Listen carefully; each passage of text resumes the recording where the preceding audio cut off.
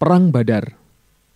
Segera setelah umat Islam melakukan hijrah, mereka menyadari bahwa mereka harus siap untuk berperang. Sebagaimana yang telah diceritakan sebelumnya, perampasan adalah cara yang dihalalkan dalam budaya Arab zaman pra-Islam saat kebutuhan pokok menipis dan kelaparan melanda. Satu suku akan menyerang wilayah musuhnya dan merampas ternak dan persediaan makanan lainnya, dengan tetap berusaha menghindari pertumpahan darah. Madinah adalah tempat yang ideal untuk mencegat kafilah dagang Mekah, yang biasanya hanya dikawal oleh sedikit pasukan. Muhammad SAW memerintahkan dua kelompok dari kalangan muhajirin untuk menyerang kafilah dagang Quraisy karena mereka telah merebut harta yang ditinggalkan umat Islam di Mekah. Usaha ini tidak sepenuhnya berhasil, namun hal ini telah menjadi semacam pesan tantangan kepada kaum kafir Quraisy. Percobaan pencegatan tersebut tidak menghalangi Abu Sufyan untuk pergi menuju Sam bersama kafilah dagangnya yang cukup besar. Barang yang mereka bawa bernilai sekitar 50.000 dinar.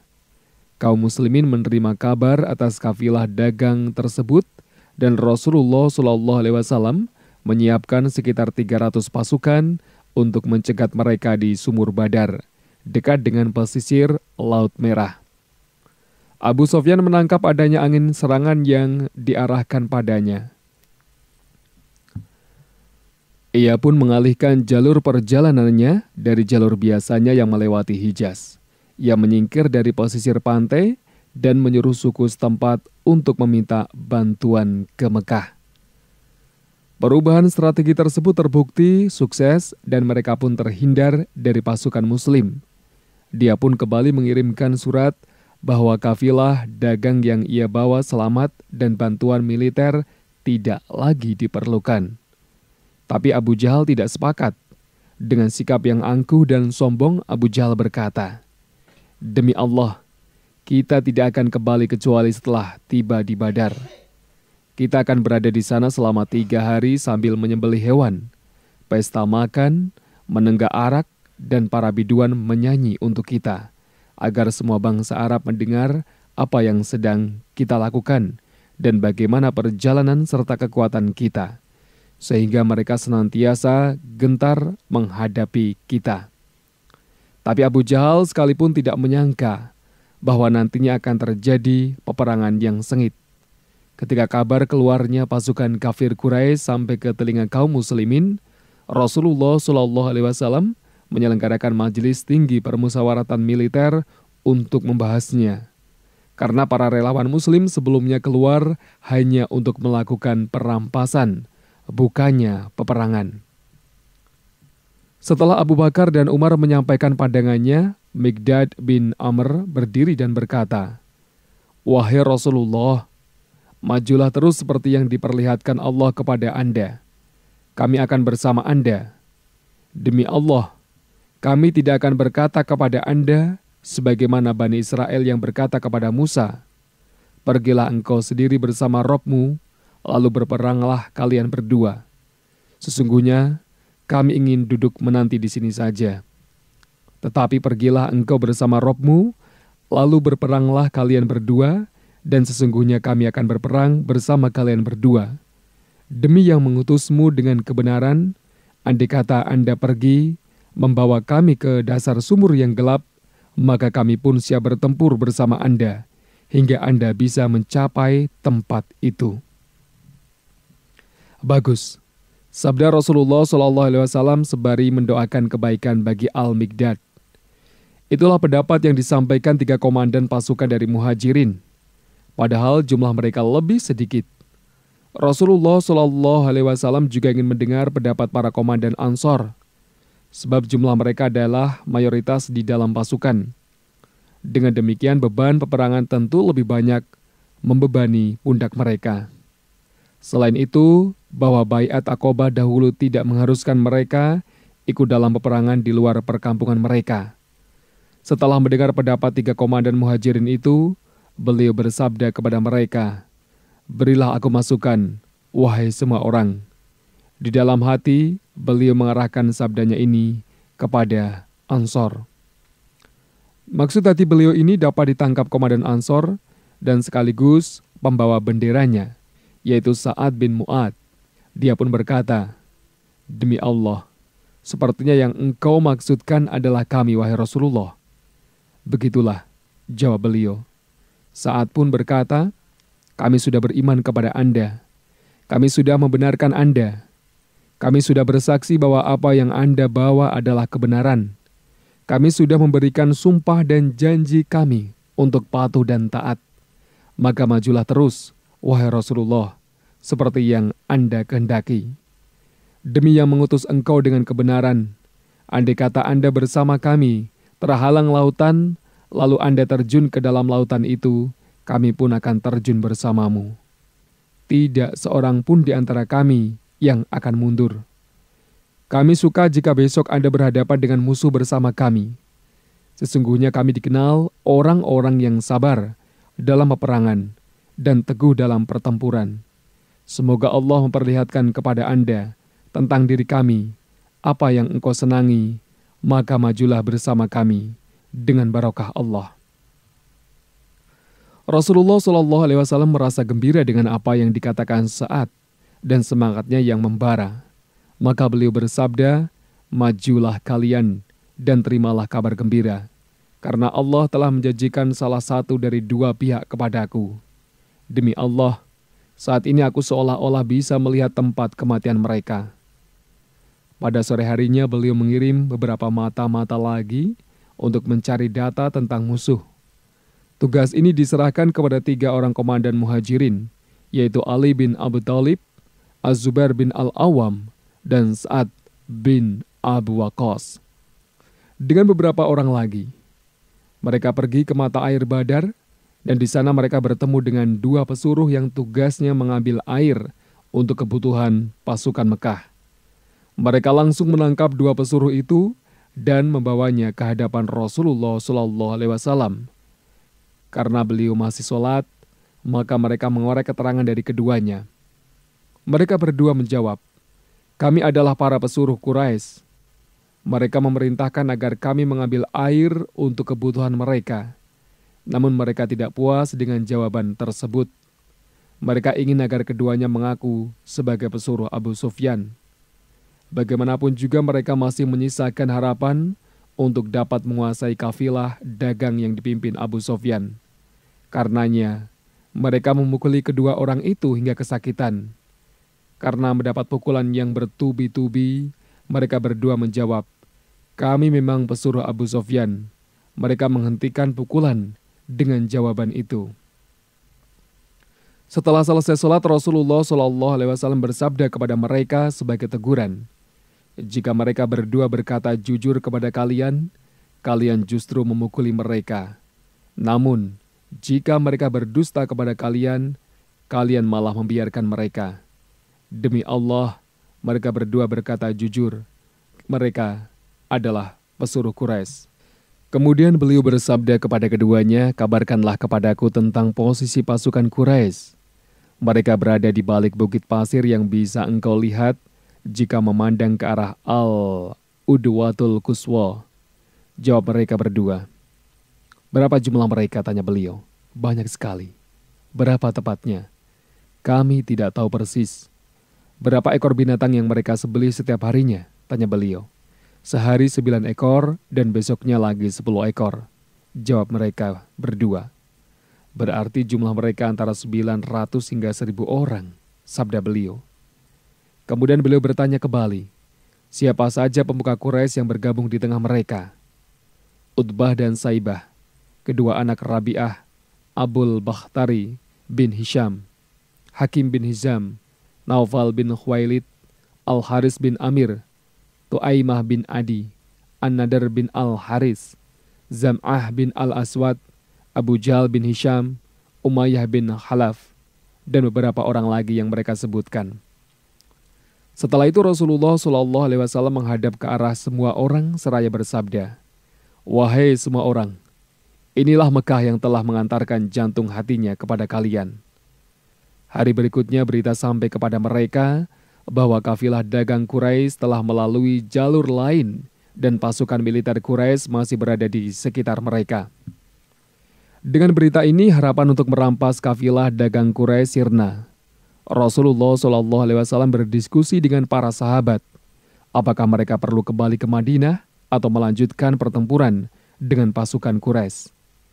Terkait dengan hal ini, ayat Al-Quran menjelaskan, dan ingatlah ketika Allah menjanjikan kepadamu bahwa salah satu dari dua golongan yang kamu hadapi adalah untukmu, sedang kamu menginginkan bahwa yang tidak mempunyai kekuatan senjatalah yang untukmu.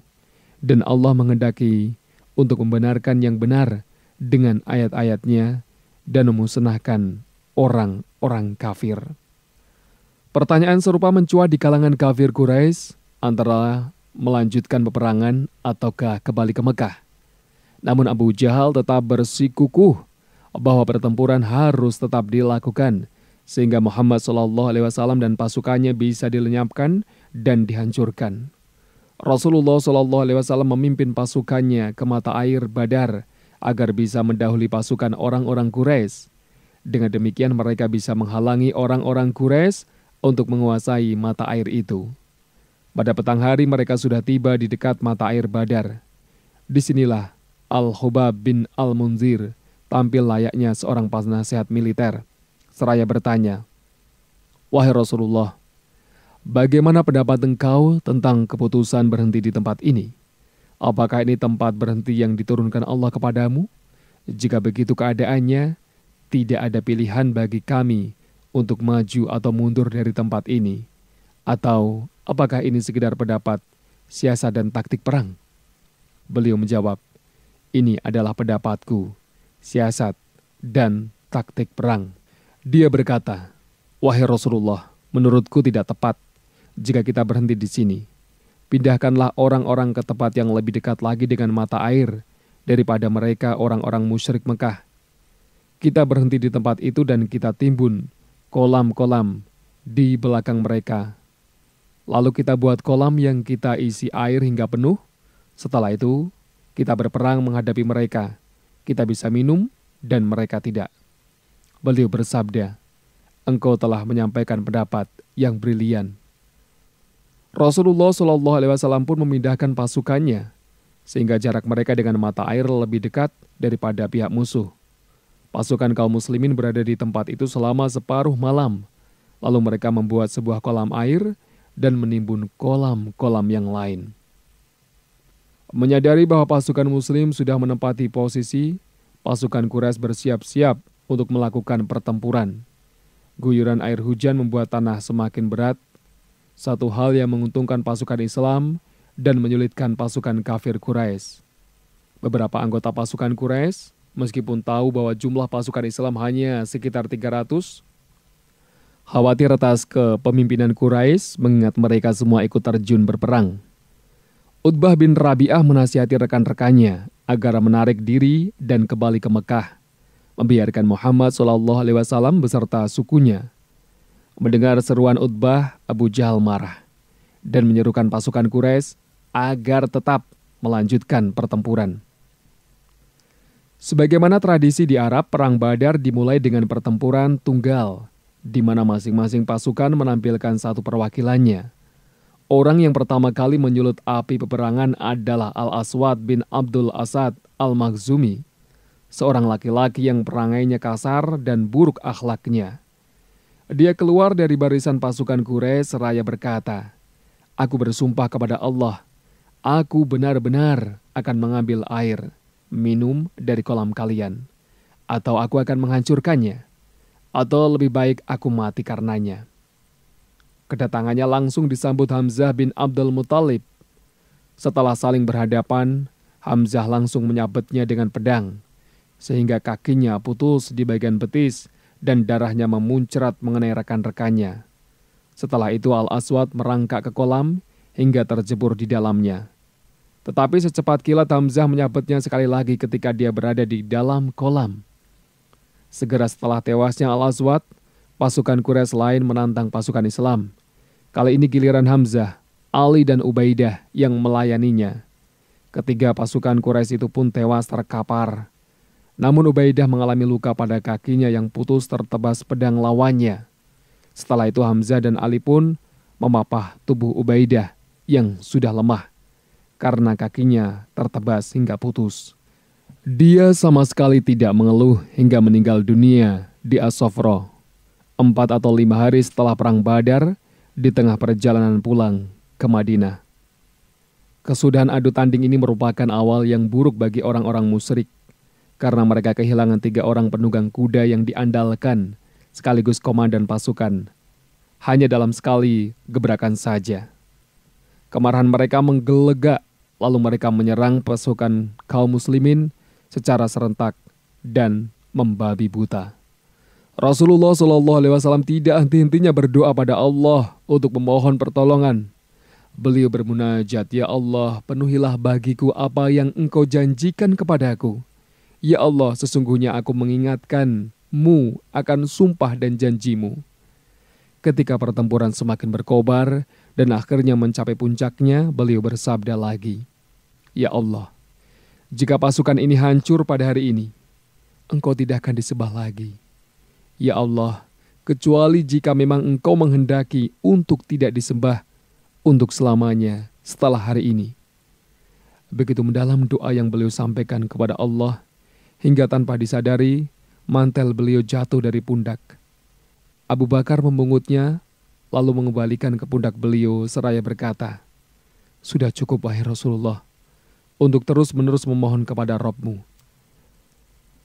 Allah mewahyukan kepada para malaikat. Dalam hal ini Allah berfirman, "Sesungguhnya aku bersama kalian, maka teguhkan pendirian orang-orang yang telah beriman. Kelak akan aku jatuhkan rasa ketakutan ke dalam hati orang-orang kafir." Al-Quran, Surat Al-Anfal, ayat yang ke-12. Kemudian Allah mewahyukan kepada Rasulullah SAW, Al-Quran Surat Al-Anfal, ayat yang ke-9, "Sesungguhnya, aku akan mendatangkan bala bantuan kepada kalian dengan 1.000 malaikat yang datang berturut-turut." Para malaikat itu datang secara bergelombang, sebagian datang lalu disusul sebagian yang lain.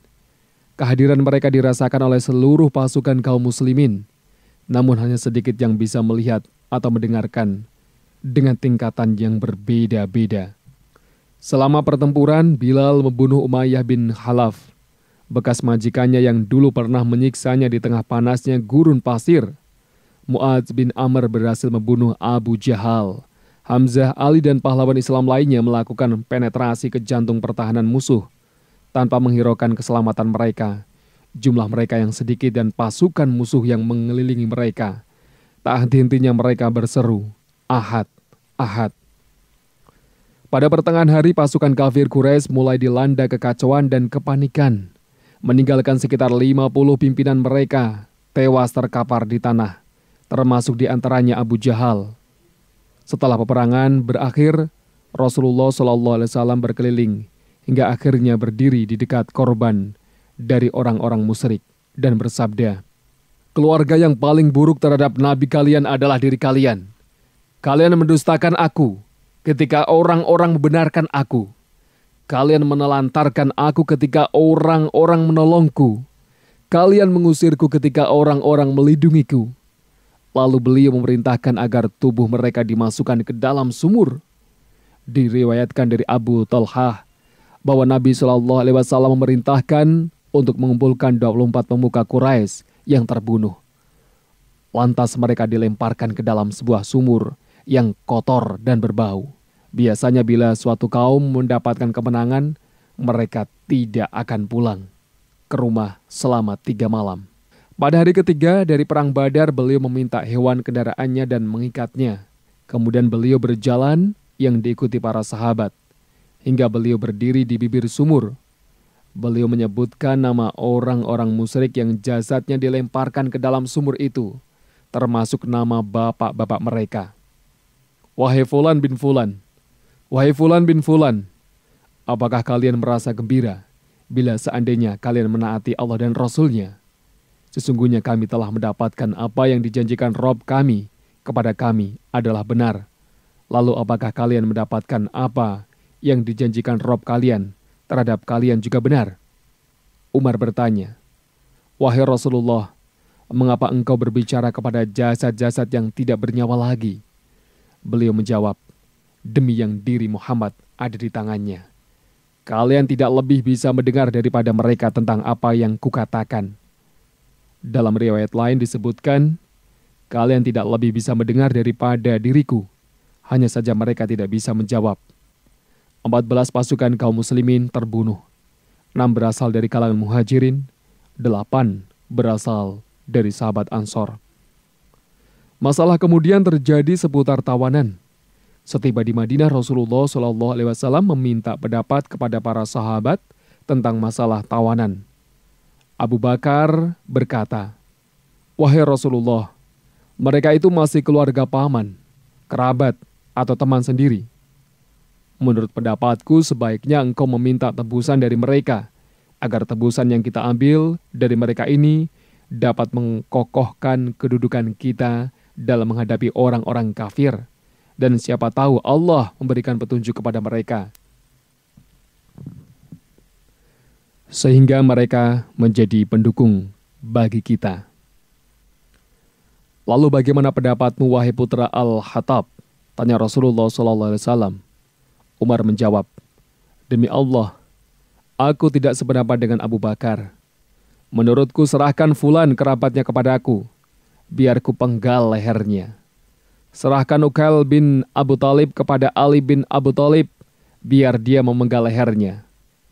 Serahkan fulan kepada Hamzah, saudaranya, biar dia memenggal lehernya, agar musuh-musuh Allah mengetahui bahwa di dalam hati kita tidak ada rasa kasihan terhadap orang-orang musyrik, pemuka, pemimpin, dan para dedengkot mereka."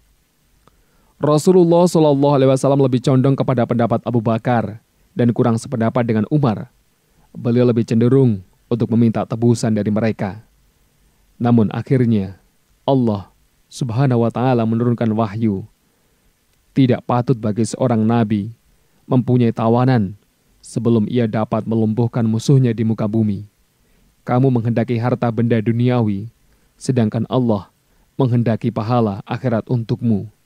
Dan Allah Maha Perkasa lagi Maha Bijaksana.